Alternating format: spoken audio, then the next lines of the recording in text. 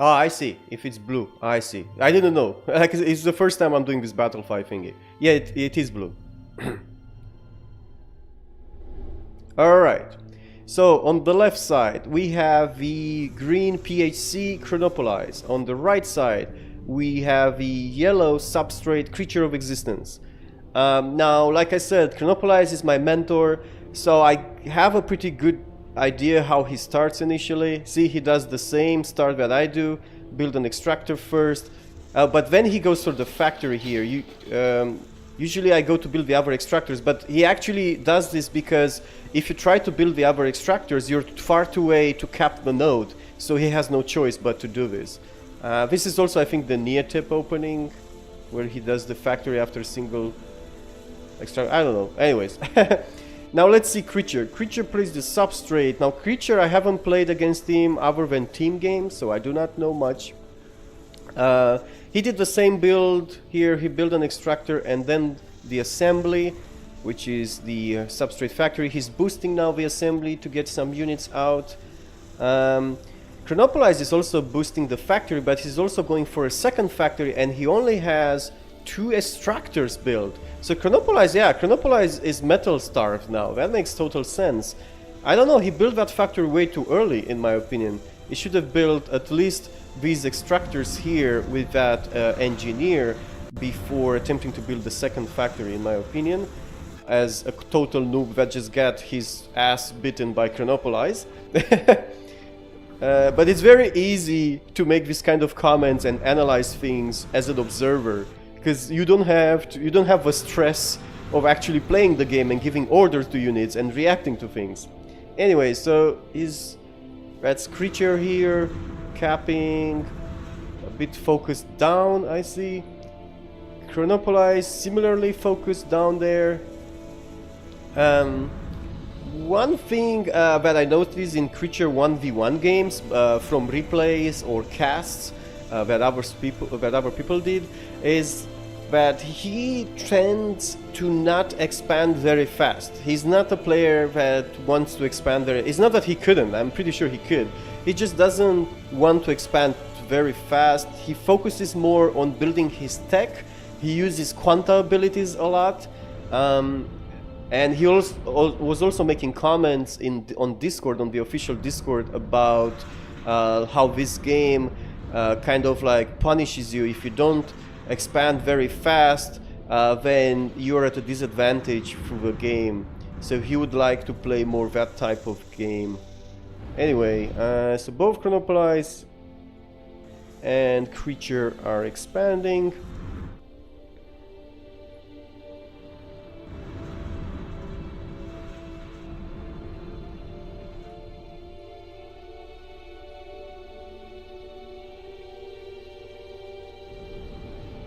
Let me get my Discord up to see if anybody was going to say anything in case our next round is up.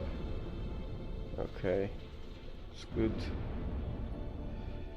Alright, well, Chronopolize is actually Creature is actually expanding pretty fast right now. See, he's expanding so fast, he hasn't capped, he hasn't built extractors on those nodes. Let's see Chronopolize.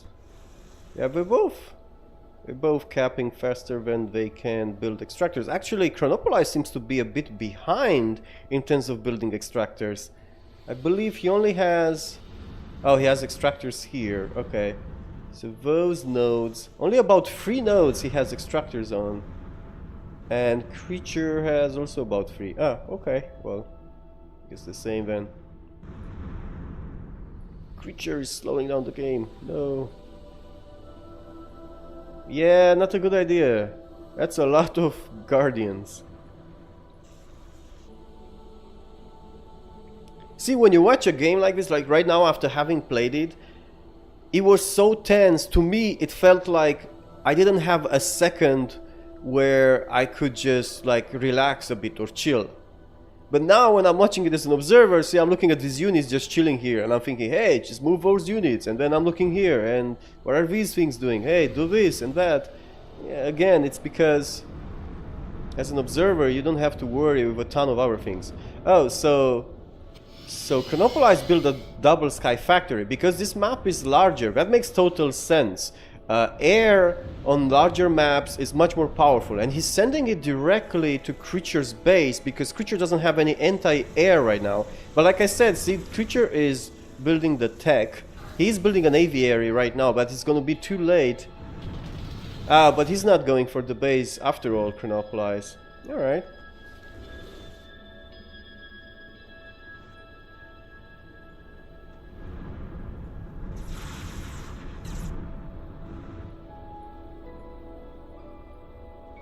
Some Ford assemblies there, so that's like a Ford outpost.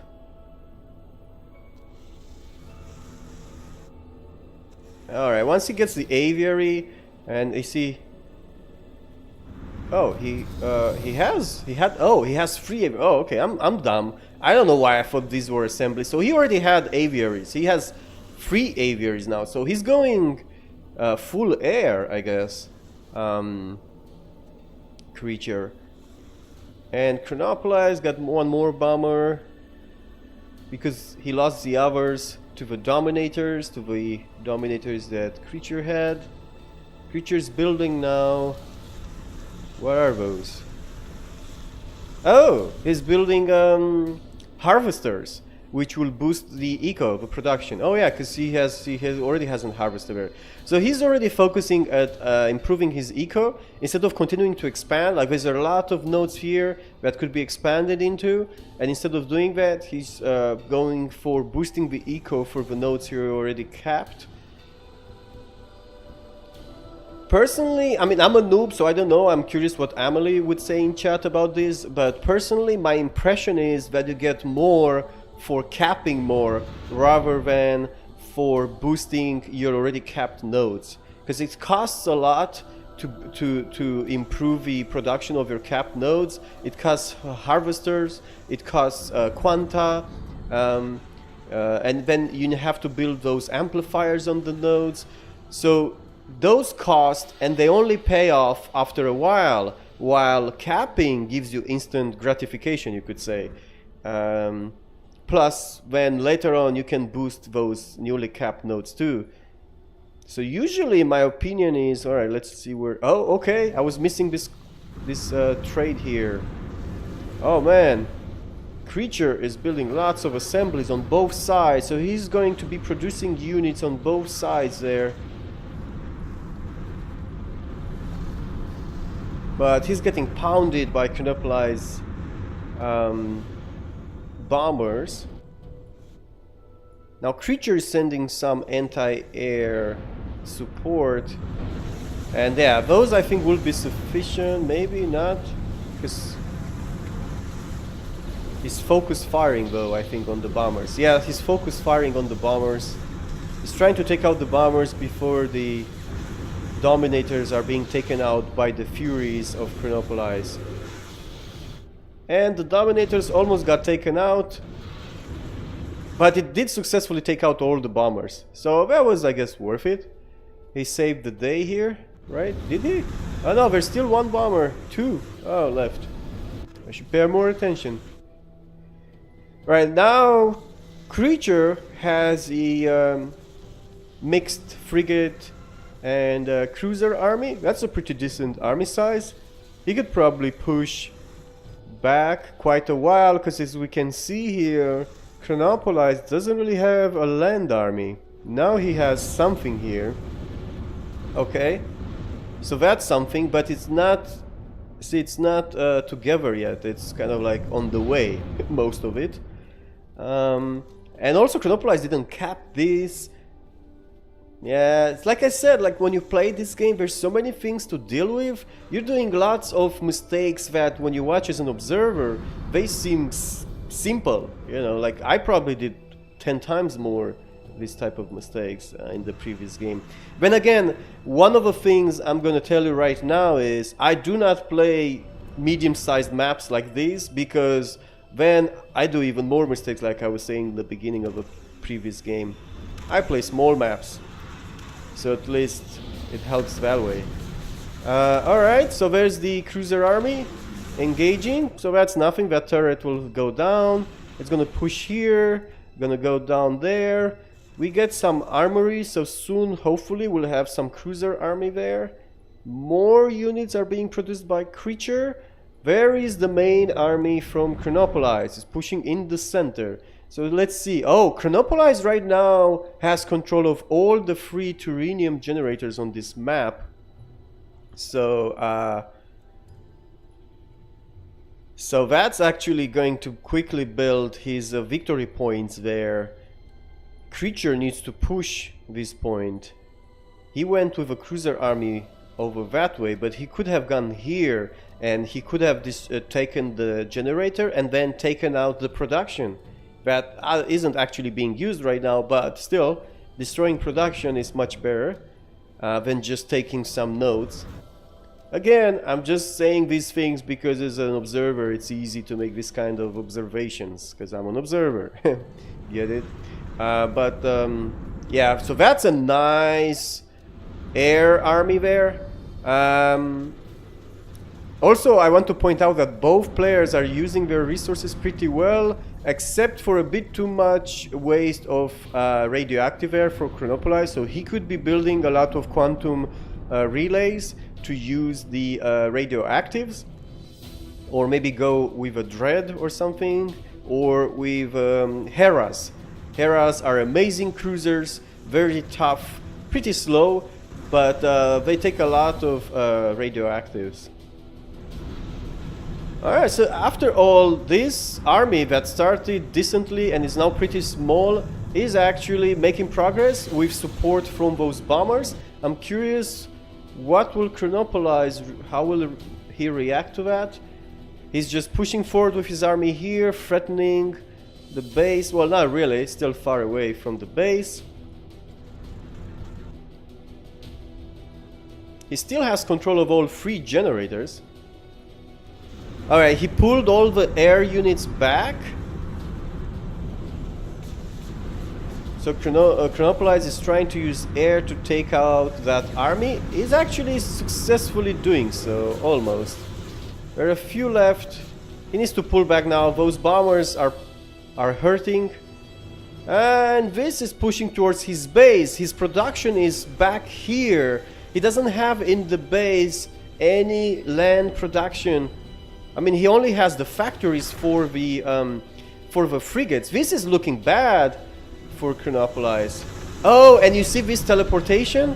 That's Creature using nano transport. Is a feature that Substrate has, where you can reinforce an army by teleporting to it. Again, like I told you, Creature is using tech features, and this is a tech feature, and he's using it really well. He was teleporting armies here. He was teleporting reinforcements continuously here. That was really nice play from Creature, but he's gonna get screwed now. All these bombers, I'm gonna take those things out, no problems. Though he's still continuously teleporting reinforcements. Alright, so what is Chronopolize? Chronopolize is also going to advance towards Creature's nexus. Creature doesn't have any land production either here, though for the Substrate the assemblies can produce cruisers, but he won't be able to. This is a lot of Artemis. Those Artemis will be able to take out any puny defenses that are here, and all the units produced from this assembly seem to be teleported back to that army back there. So now the question is, who is going to destroy each other's, who is going to destroy the other player's Nexus first? Chronopolize or Creature? Creature is already against the Nexus here. Chronopolize is going to try to repair it. Oh man, I think Creature might do it. Creature is attacking the Nexus continuously. Chronopolize is still not threatening the Nexus. He needs to take out these defenses here. He doesn't really need to. These are only the pulverizers. He only needed to take out the pulverizers. That one that he destroyed back there, that was an anti-air turret. That turret wouldn't have touched these land units. No, I think Creature has a chance at this. But somehow Chronopolize reinforced. He built an army here quickly, and he got back here. I missed that. I missed when he built the army there. But yeah, he reinforced the position. See, he lost almost half the health of the Nexus. That was great play from Creature, in my opinion. with a nano transport. That was really nice. Just like that, just one single army continuously being reinforced, made all the way back here, avoiding lots of turrets and stuff, and threatening the Nexus and the game. But now we have Chronopolize that is still in Creature's base. Creature is not... Oh, he's giving up the game. He's giving up the game. So Creature is giving up right now. Alright, well played for both players. I especially liked how Creature played. Of course, Chronopolize, if you think about it, he kind of again dominated the game. He had a lot more air. He used that air pretty well. And when Creature, even with nanotransport, threatened his base, he was able to muster an army with all the production he had back home and destroy the threat, while he still had an army going towards Creature's base. So this was nice played by both players.